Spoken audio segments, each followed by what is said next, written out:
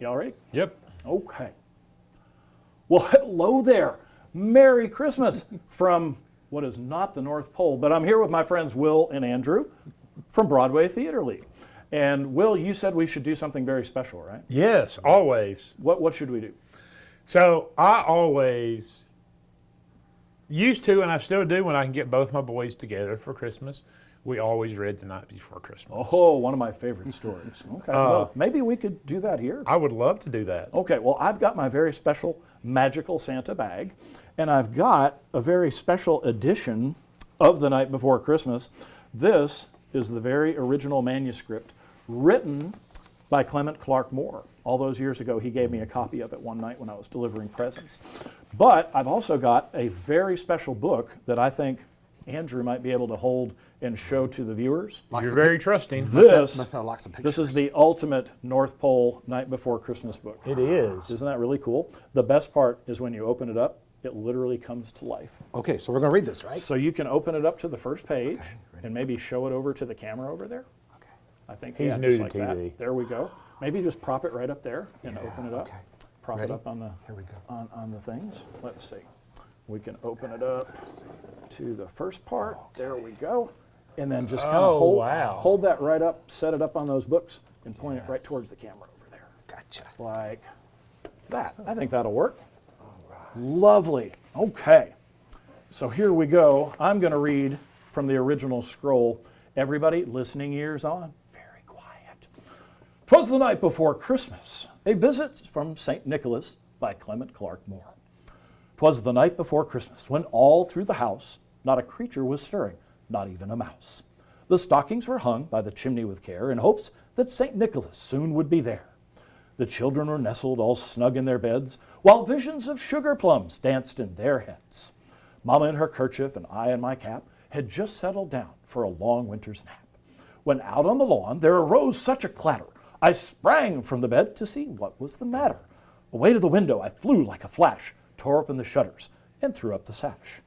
The moon on the breast of the new-fallen snow gave the luster of midday to objects below, when what to my wandering eyes should appear but a miniature sleigh and 8 tiny reindeer. And I think you can turn the page. I already did. Oh, you did? Great. He's good. With a little old driver, so lively and quick, I knew in a moment it must be St. Nick. More rapid than eagles his coursers they came, and he whistled and shouted and called them by name. Now Dasher, now Dancer, now Prancer and Vixen, on Comet, on Cupid, on Donder and Blitzen. To the top of the porch, to the top of the wall. Now dash away, dash away, dash away all. As dry leaves that before the wild hurricane fly, when they meet with an obstacle, mount to the sky, so up to the housetop the coursers they flew, with a sleigh full of toys, and St. Nicholas too. And then, in a twinkling, I heard on the roof the prancing and pawing of each little hoof. As I drew in my head and was turning around, down the chimney St. Nicholas came with a bound. He was dressed all in fur from his head to his foot, and his clothes were all tarnished with ashes and soot. A bundle of toys he had flung on his back, and he looked like a peddler just opening his pack.